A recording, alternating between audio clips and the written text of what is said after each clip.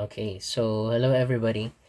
Right now, pag-uusapan naman natin is all about calculating the colligative property ng isang solution, the boiling point, elevation, and freezing point depression. Okay? So, what is the formula for boiling point and freezing point? The formula for the boiling point is the change or delta T BP is equals to I molality multiplied by KB or the boileroscopic constant. For freezing point, change of temperature pa rin naman siya. This time, freezing point na pinag-usapan. Vanta factor multiplied by molality multiplied by cryoscopic constant. Now, isa-isahin po natin ano po yung mga kailangan natin para ma-solve yung change or delta T boiling point and freezing point. Remember that the I represents what we call the Van Hoff factor. Diyan naman po binibilang natin how many ions are being produced when a molecule dissociated under a solvent. The letter M represents the molality. Molality, ang kanyang unit would be mole over kilogram of solvent. The KB represents the what we call the ebullioscopic constant. It's a constant value ng ating solvent where a certain amount of molecule can boil per molality. Okay? Yun ang pinapakita nito. So, therefore, the unit would be degrees Celsius over molality. Now, the same thing pa rin naman siya sa freezing point. But the only difference is yung kanyang KF. The KF represents what we call the cryoscopic constant. Kung saan ito yung value ng constant naman, this time, instead of for the boiling katulad ng KB, this one is for the freezing point. The same unit pa rin, degrees Celsius over molality. Pinapakita lang yan yung relationship ng molality and the amount of temperature required para mag-boil siya or mag-freeze. For example, sa water kasi, ang KB ng water is about 0.51 degrees Celsius per molality. So, pinapakita lang dito that for every 1 molal, okay, ang required amount of temperature to boil this 1 molal is 0.51 degrees Celsius. Ayun lang din ang pinapakita ng ebullioscopic constant. Okay? Ayan. So, ganun din sa freezing point. Sa freezing point, instead of boiling katulad ng ebullioscopic constant dito, is freezing lang siya per molality. Okay? So, that's how we get the boiling and freezing point of a solution. Okay? Okay. So, I have a sample problem here. And what we're going to do is solve a freezing and boiling point ng isang solution. Which specifically, the solution is made up of magnesium chloride and nilagay daw siya sa isang 500 grams of water.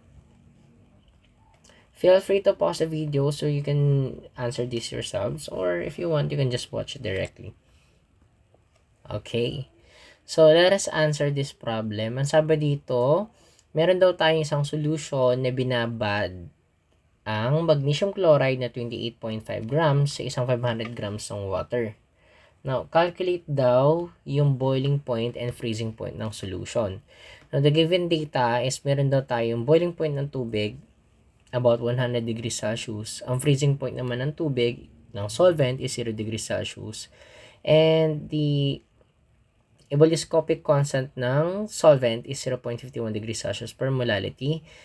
And the cryoscopic is 1.86 degrees Celsius per molality. Meron din tayong molar mass ng magnesium chloride na 95 grams per mole. Now, when solving a freezing and boiling point, ang kailangan nyo lang tandaan dito that every time na ang molality nagbabago, magbabago din ang freezing and boiling point. For example, ang molality ay tumaas, therefore, ang freezing point ay lalong bababa, ang boiling point ay lalong tataas. Ay yung pinaka-fundamental na relationship nila. Okay?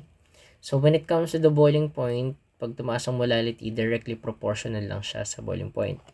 Ang freezing point ay lalong bumababa. Okay? Now, this is the same principle kasi na nangyayari sa mga ice cream. Okay? Kaya mapapansin nyo yung ice cream sa mga 7-Eleven or sa mga Uncle John's. Mapapansin nyo, yung mga ice cream doon, hindi siya totally nagiging solid despite na sobrang lamig na nung container. Okay? Kasi those solutions ng ice cream contain a lot of solutes. Kumbaga, mga heavy solutes sila. So, therefore, nahihirapan yung solvent na mag-crystallize or mag-solidify totally or completely. So, nangyayari dyan, nare-retain nila yung kanilang texture na very creamy lang. Okay? Now, remember the relationship Every time na tumataas ang molality concentration sa isang solution, ang freezing point ay lalong bababa, boiling point ay lalong tataas. Now, to solve a problem like this, syempre, you have to remember the formula. Okay? The formula for freezing and boiling point. Sige nga, let us write that down. The formula for freezing and boiling point. Boiling point is T boiling point delta T is equals to I molality KB. For freezing point naman is delta T FP freezing point I MKF. Okay? Now, let us solve first for the boiling point. Ang sabi sa boiling point, all you have to get first is the Van't Hoff factor, molality, and the KB. Alam naman natin ang kanyang boiling point na I MKB. Let's start with I. How do we get the I? If you recall from the previous video, nag-usapan po natin paano kumuha ng Van't Hoff factor. I is calculated based on the number of ions that is produced when a molecule is nagkaroon ng dissociation under the solvent. Assume natin na completely na-dissociate na yung magnesium chloride. So, kunin muna natin yung MgCl2 and allowing the MgCl2 to become a decomposition reaction, becoming Mg plus Cl2. Okay? But the 2 right here would become the charge of the magnesium, which makes the magnesium positive 2 and chlorine negative 1. And kung titingnan natin, hindi nga balance yung chlorine and sa product and the reactant, therefore maglalagay tayo ng coefficient sa chlorine. So all in all, the I would be equals to 3. 3 ions. 1 cation, 2 anion.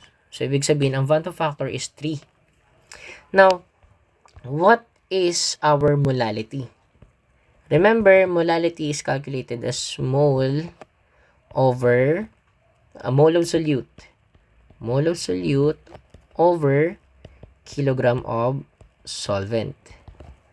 So, kung titingnan mo ang ating given, meron ba tayong mole of solute? Wala. Pero we can get the mole of solute using the given amount of solute, which is 28.5 grams, and then the molar mass. Okay? So, mole of solute muna tayo. Hanapin muna natin yung mole of solute. The mole of solute will be calculated using the 28.5 grams of MgCl2 divided by its molar mass, which is the 95 grams per mole. 95 grams per mole.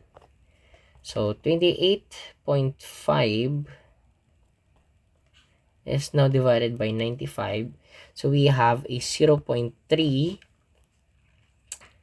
mole of MgCl2. Cancel na ngayon yung grams. Meron na tayong mole of solute.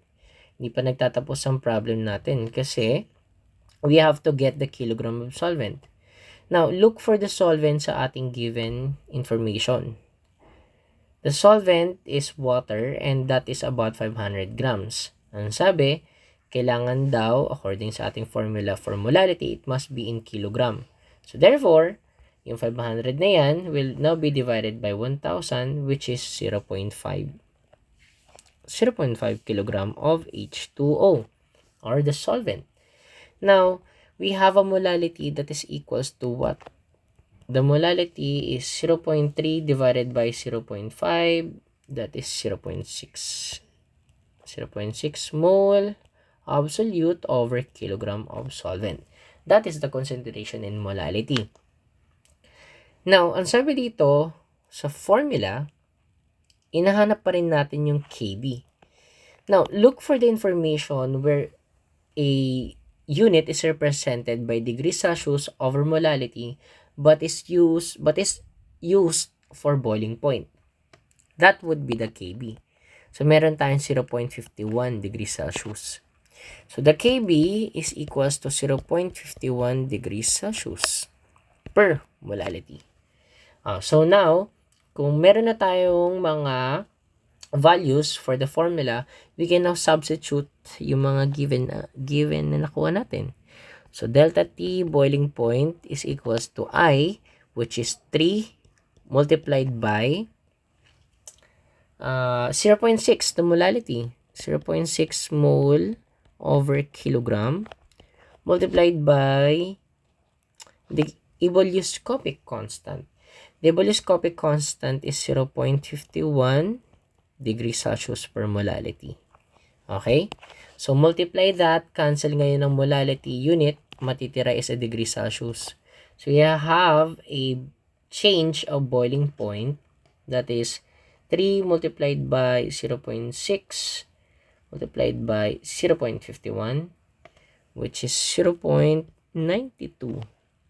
degrees Celsius. Ayan po yung boiling point or change in boiling point ng ating solution. Now, hindi pa nagtatapos doon because you have to remember that this one is just the change ng ating boiling point. Okay? We do not know what is the final change. Pero to get the final change, syempre, kailangan mo another formula for this. Kailangan mo makuha yung final change ng temperature of the boiling point. It must be added with the current boiling point. So, that would mean the initial, which is initial boiling point. Pag may 0 sa taas, this one represents the initial.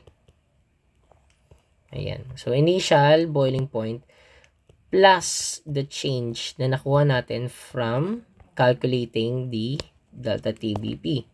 So, ibig sabihin, TBP or the boiling point or the final boiling point is now calculated from the initial plus the change, which is the initial boiling point of water is 100 degrees Celsius plus nakuha natin na change which is 0.92 degrees Celsius.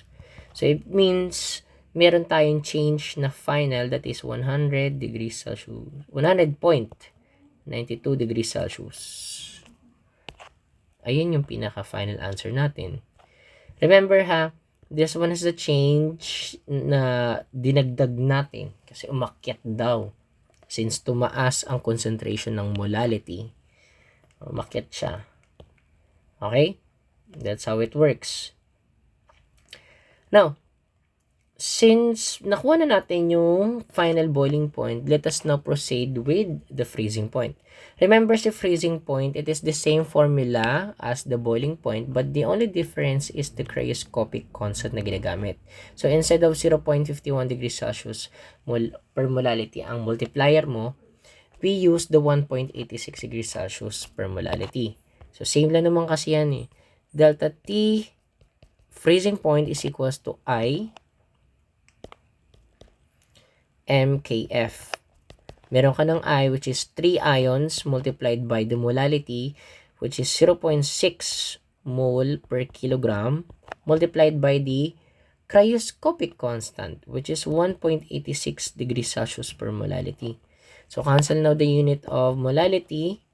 Meron na tayo ngayon 3 times 0.6 multiplied by 1.86.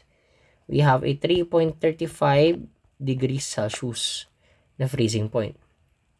Remember na ang sabi dito sa relationship natin that every time a concentration in molality increases, a freezing point decreases. Therefore, ang mangyayari dito from the initial na freezing point, lalong bababa siya. So, we have a formula of the final temperature ng freezing point that is equals to initial freezing point is deducted using the change ng freezing point. Depression siya kaya siya bababa. So, ibig sabihin nun, TFP is equals to the initial freezing point ng solvent, which is, ang sabi dito, meron tayong initial freezing point, which is the 0 degrees Celsius. 0 degrees Celsius minus the 3.35 degrees Celsius. Therefore, it becomes negative 3.35 degrees Celsius. Lalong bumaba ang ating freezing point since tumaas ang concentration in molality. Okay? And that's just about it when we are solving for the freezing and boiling point. Remember, remember this relationship. Every time a concentration in molality increases, ang freezing point becomes depressed. Lalong bumababa, but for the boiling point, it's going to be elevated. Therefore, lalo siyang tataas.